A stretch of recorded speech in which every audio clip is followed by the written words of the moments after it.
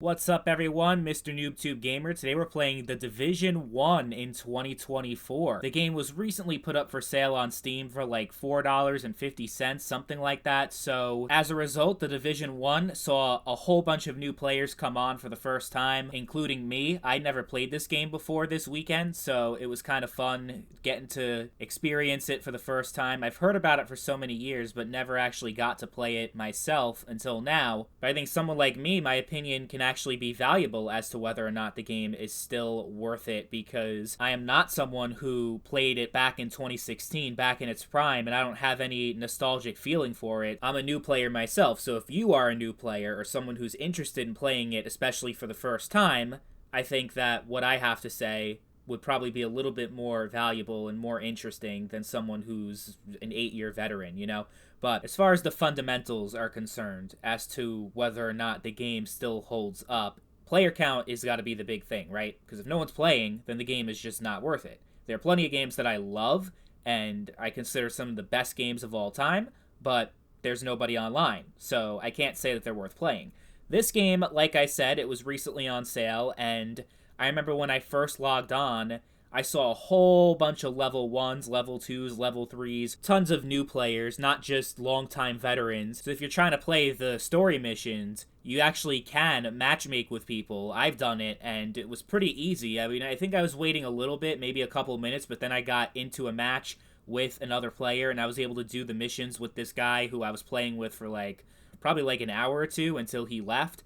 I was really addicted. I was hooked. I was playing 5 hours straight after I first booted the game up. The gameplay is very addicting and a lot of fun. Of course, it's going to look a lot better on PC than on the Xbox One or PlayStation 4. So I would recommend, if you have access to any version, just get the PC version. There's definitely a little bit less people playing on PC than you would find on consoles, but I think the experience is worth it just for the keyboard and mouse and the graphics being a lot better. But if you're a PC gamer that doesn't even like keyboard and mouse, it has full controller support. And once you reach level 8, which took me about 3 hours of playtime in order to get there, you can unlock the PvP mode, Dark Zone, which is also pretty popular. I'd say there's probably about as many people that are playing PvP as there are playing PvE. I think it's split right down the middle, because you can get Dark Zone matches pretty easily, depending on what time of day that you're playing. Obviously, if you're playing like on a Tuesday at 3 o'clock in the morning,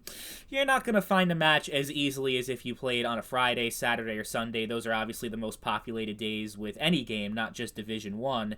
And you're probably better off playing in the mid to late afternoon to early evening. That's your best chance of actually finding players, but you will find players, even on PC. Now, there is a chance that the game can die off after a few months, because the game recently being on sale is probably a big attribute as to why you can still find matches. So maybe in a couple of months it's going to die off a little bit more. What I will tell you is that the Steam charts right now say there's about 500 concurrent players, and that's when I was playing, which is obviously down from the peak, which was 100-something thousand concurrent players, so it's way smaller than it used to be, and that has a lot to do with the fact that Division 2 is a game that is still being supported, and is a game that people in the community still enjoy. Like, there wasn't a whole lot of controversy surrounding Division 2, it was received pretty positively, so there's few reason for people to go back to Division 1 aside from nostalgia. If you're looking for the most amount of players, Division 2 is certainly your best bet, but the map is different, the story is different in Division 1,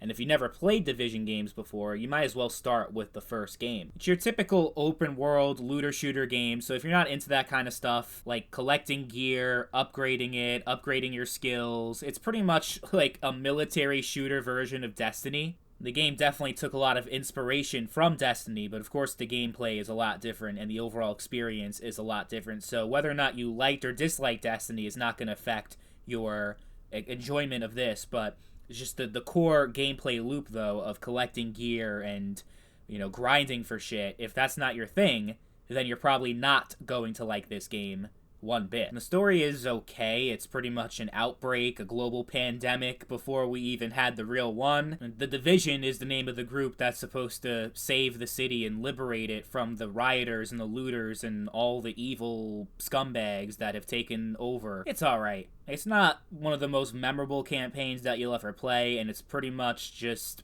It feels like the story is a backdrop to the overall gameplay experience. Like, you're not playing the game for the story, you're going through the story just to play the game, if that makes any sense. But I like it. It gives you a reason and context as to why you're doing all these things in the game, and it's fine for what it is. Definitely one of those games, though, where most of your enjoyment, the way for you to really get the most out of the experience is to play with other people, whether it's friends or randoms or whatever. Playing it solo just doesn't feel the same. Like, I could get away with playing certain games solo that are online. This is not one of those games. So keep that in mind. If you're someone that likes to play solo, you can. It's a viable option in the game, but you're not going to enjoy yourself nearly as much. So yeah, if you're not someone that likes playing with other people and that kind of thing, then game probably is not for you. Even the PvP is better to have people with because it's a pretty hardcore mode, and if you're just playing on your own, you're gonna have a little bit of a hard time. But overall, it's a pretty solid game. It's the full package. You got great PvE, great PvP. It's one of those grindy games that requires a pretty big time commitment, and most people are not willing to do that for a game that is 8 years old and not very relevant anymore. At least the Division 2 still has content, still has updates, and is still a popular game. This game is not dead, but if you're someone new, it's kind of hard to commit a whole lot of time to an old-ass game like this that you probably don't have any friends that actually play. So maybe not worth playing for most people, but I got a lot of enjoyment out of it, and I'm still playing it pretty regularly. It's actually the longest I've put into a game in a very, very long time, believe it or not.